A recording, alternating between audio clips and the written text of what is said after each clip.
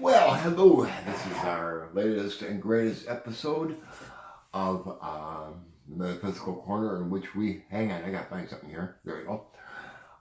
In which we're talking lately about consciousness, but consciousness cannot be talked about without talking about life, and life cannot be talked about without talking about energy. In the last show, I happened to say that the definition of life is reproduction. Is considered as the de facto definition. So let me read you something I found just real briefly. It says, let's first define life. According to the online Merriam-Webster dictionary, life is an organism state characterized by the capacity for metabolism, growth, reaction to stimuli, and reproduction. The reproduction is the most important, and that's why a cell is the most basic form of life. It doesn't get any smaller than that. The nucleus of a cell can't reproduce itself, but the cell can. We'll get into that in a minute. Viruses are not living things. There are complicated assemblies of molecules, proteins, nucleic acids, lipids, and carbohydrates, but they don't have DNA.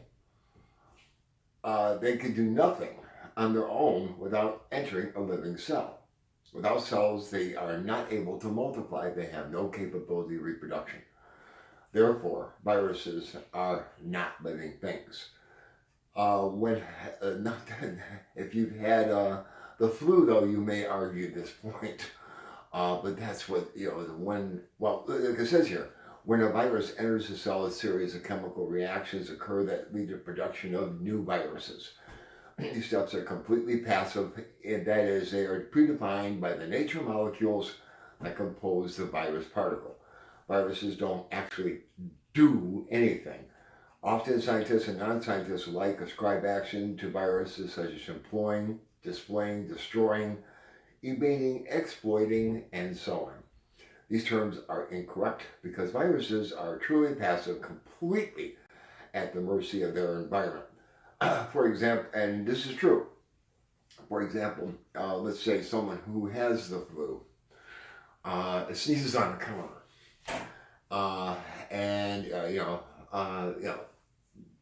some of the virus is on the counter. And you might think, 2 days later, I don't want to touch it. Well, I tell you what, the viruses are long since dead. Viruses are extremely fragile and to live outside of the environment in which they thrive actually do not survive very long at all.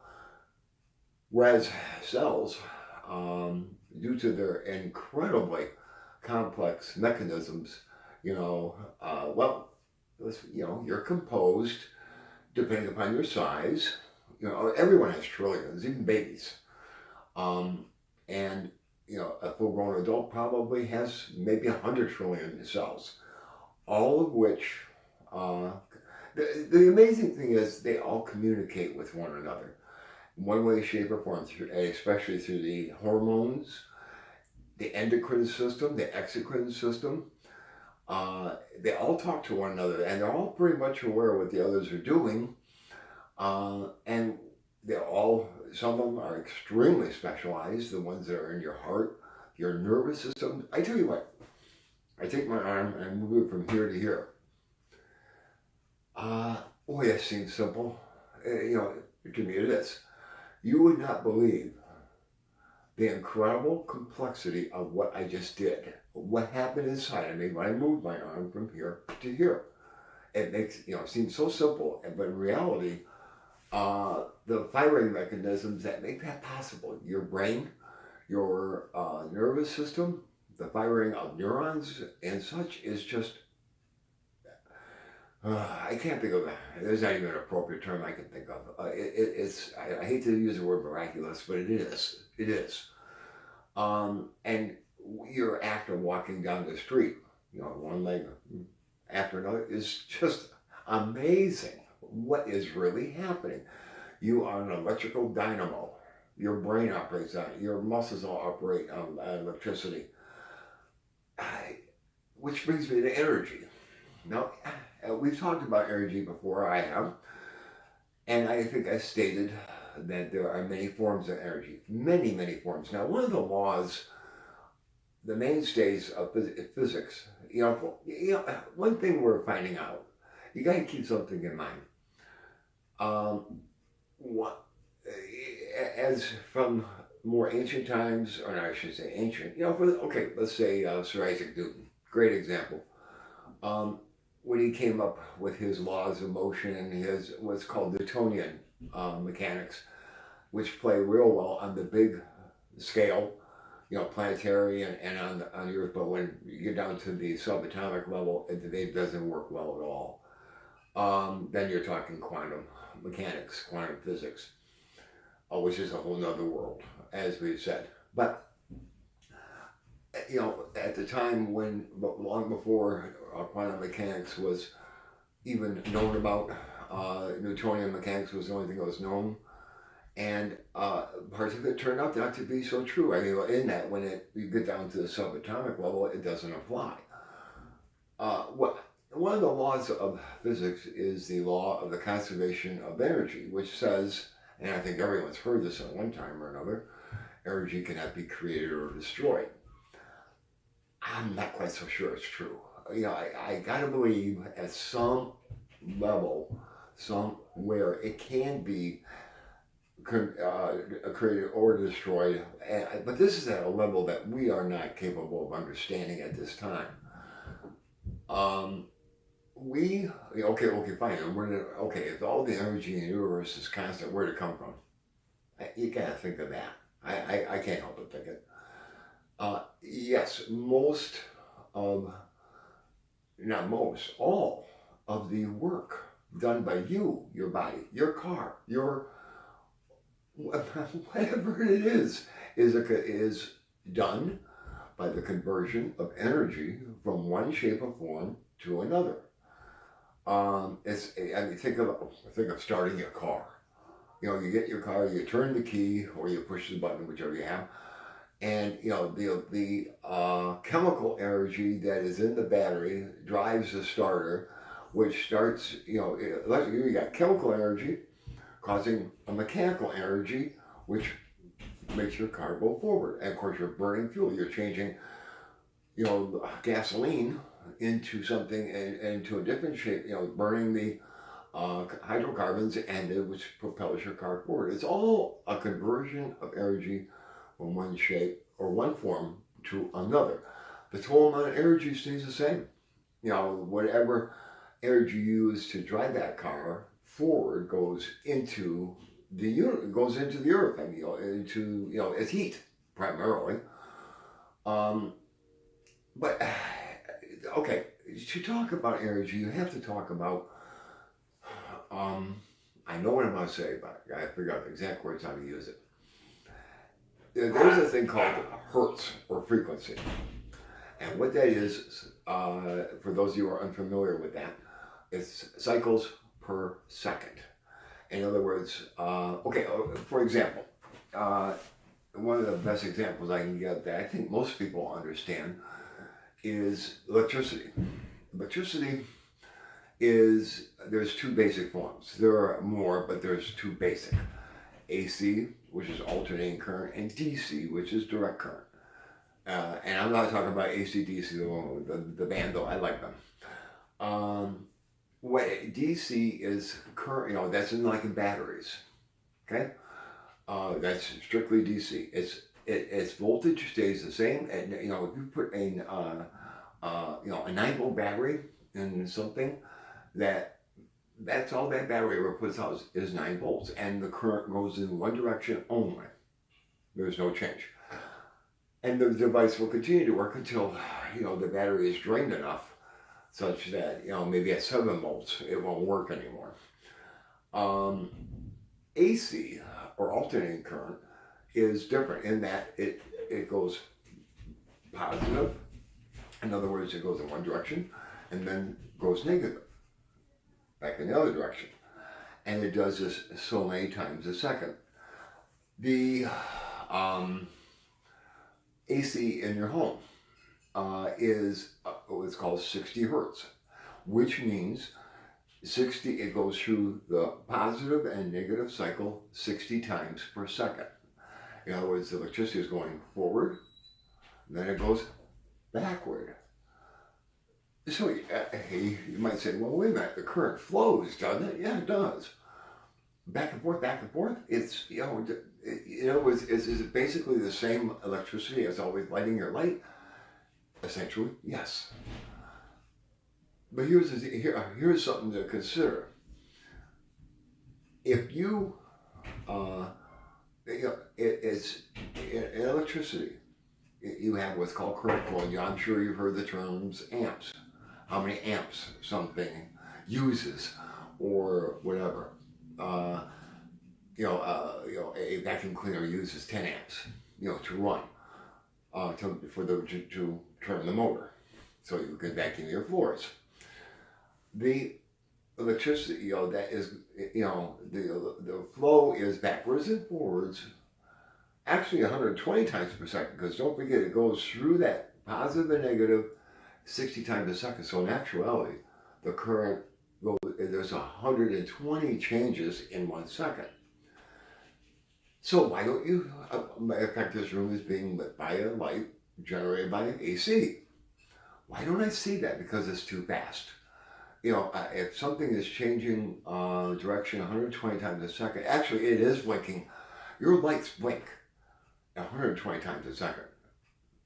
In your house, you just don't see it. It's so fast that it looks like a constant light to you. So now, once you get up into that, this is that. Oh, by the way, I have to say this too. When the actual current flow, the flow of electrons in a wire or through your body is actually, it's about as slow as Vermont maple syrup in January. Current flow, current hardly flows in circuits. What flows is the energy. Wherever the source is from, that, you plug in that vacuum cleaner, and you plug it into the plug, and you turn it on, it turns on instantly. Well, it's not the electricity, the actual current, the actual electrons went from the plug to the vacuum that fast. No. In fact, like I said, the current flow is actually minimal. It's the energy, the volts that goes from the plug to the vacuum cleaner almost instantaneously at approximately the speed of light, which is 186,000 miles per second. It takes about a nanosecond to travel a meter, that energy. That's where electronics and electricity does its thing. It's not the flow of the electrons of the current, it's the energy. There's an old saying. Think of it, there's a water analogy, okay? And what that is think of the water, go to your sink in your kitchen. What happens is you turn on the faucet and the water flows. Well, think of the water as the current. But what's forcing the water to move? The energy back at the pumping plant that pumps the water out to all the homes. That's power. That's the voltage. In other words, when you close the circuit, which is you opening up the faucet, that energy, the quote unquote voltage, is what's pushing the water to your nozzle or your handle, and the moment you open it, it flows, then you close it, and it shuts. That pressure's always there. And hopefully nothing leaks. I think we've all dealt with leaks at one time or another in our homes. But this is at 120 hertz. Now, there are signals that are known well up into there's In the case of AC, we're talking 120 hertz. We're, or 60 hertz, I'm sorry, 120 changes per second. In the case of radio, like AM radio, which stands for amplitude modification, it's in the kilohertz range, which means hundreds of thousands per second. FM frequency modulation is in the millions per second, and it goes far above that. You get what they call gamma rays, and and such. It can get to the giga and terahertz range, which is billions and trillions of cycles per second. Now, this is on a planetary scale, and perhaps this is where, it's hard to say, because you have extremes. We know there's extremes. We have frequencies that we know are out there in the gigahertz and terahertz range. Also, there are super low frequencies that we know of, are of a tenth of a hertz per second. In other words, it takes 10 seconds for it to go through one complete cycle.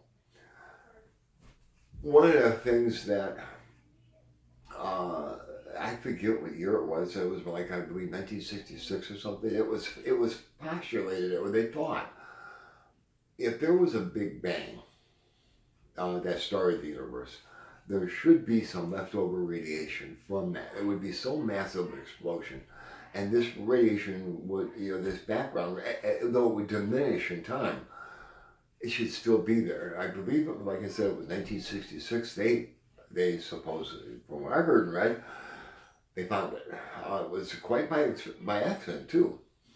And what happened was they found this background radiation at an extremely low frequency. I think it might be less than a tenth of a hertz per second. It might be in the hundredths of a hertz per second. I forget the exact frequency of it, but oddly enough, it was discovered when they looked at temperatures just like a couple degrees above absolute zero. Now, absolute zero, for those of you who don't know, is the temperature at which all motion freezes, and it's approximately 454 degrees below zero. There is no 460 degrees below zero. It doesn't exist. 454 is as low as it can get. And because at that point, all motion within an atom or any matter stops. Because heat is motion of an atom. The electrons, the protons, the neutrons, that's what causes heat. That's why you have warmth. That's where warmth comes from. When you hit absolute zero, all motion stops. It technically is unachievable.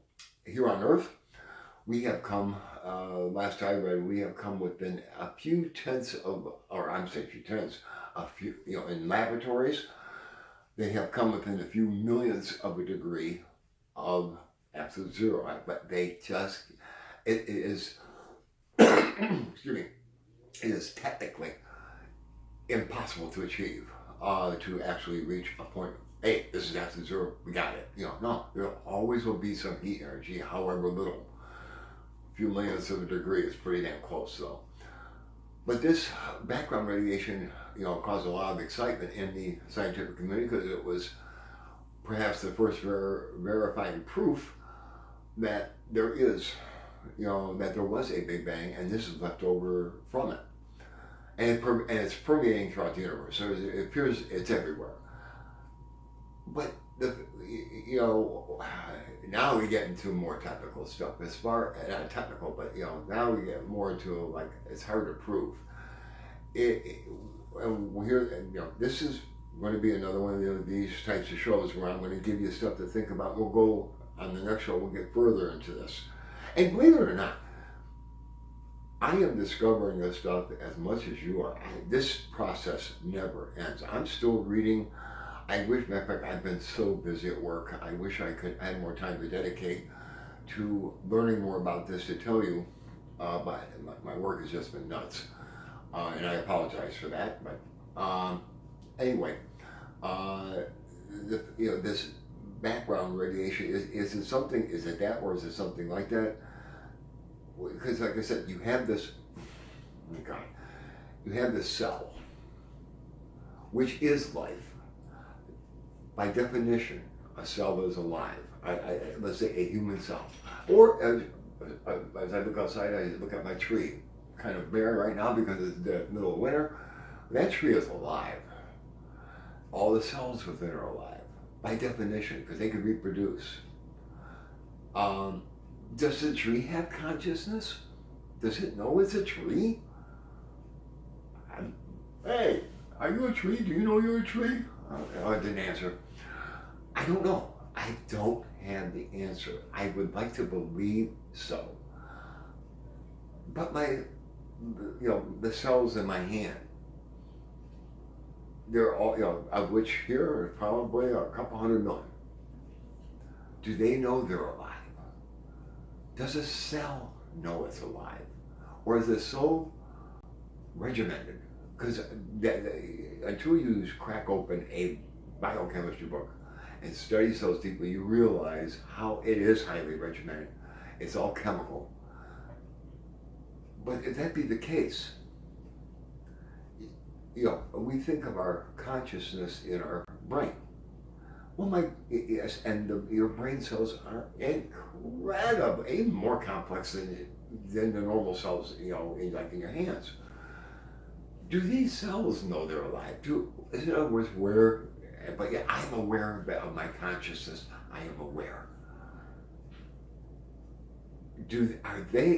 Where am I picking this up? And use the same thing as you watch this.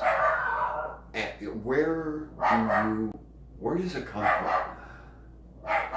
Where do you realize you are who you are? In other words, are you sensing it here on Earth?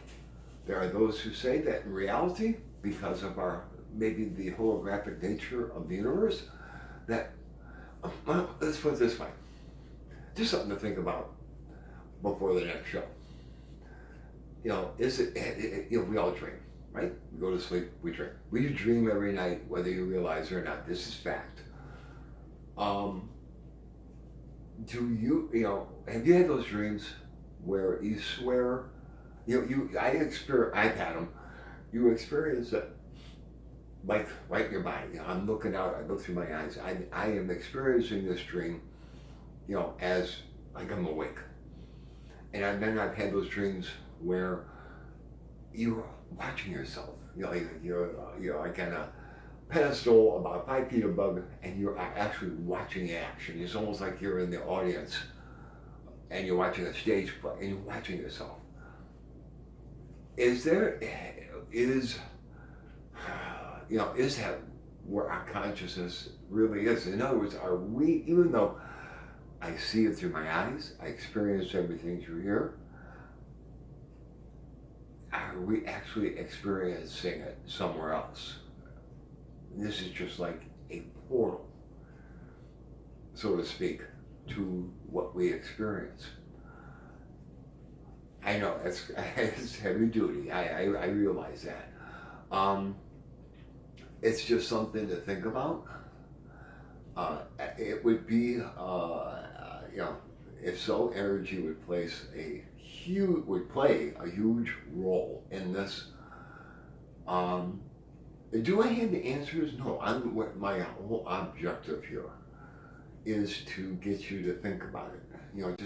Maybe, hey, please, if you have an idea, if you have a better suggestion, please get a hold of me. I would love to hear it. I find this so fascinating. The whole experience that we go through and how we experience life, and my experience in the hereafter is just it's mind blowing. It truly is. So anyway, I'm going to end this one for now. I want you to think about what what I talked about. How do you think we experience consciousness? Where is it? Where? Or for example, I do know, from a physiological standpoint, you put a knife through your hand for whatever reason. and of course you're going to be hurt. You're going to be probably crying. You're going to have to go to the hospital, and boy, you could swear to God that the pain is here. It's not. It's here. You know, they say everything is mental. Well, it is. This is where you experience the pain. Any pain. This is where it doesn't hurt here. It hurts here. You know, inside the marvelous thing called your brain. Once again, is that how is that related to consciousness in that? Maybe where, I don't know. I don't have the answer. I never will, probably. Once again, the idea is to get you to think and I want you to marvel with me. Take a look at the big picture and you find out it's a pretty amazing universe. Talk to you soon.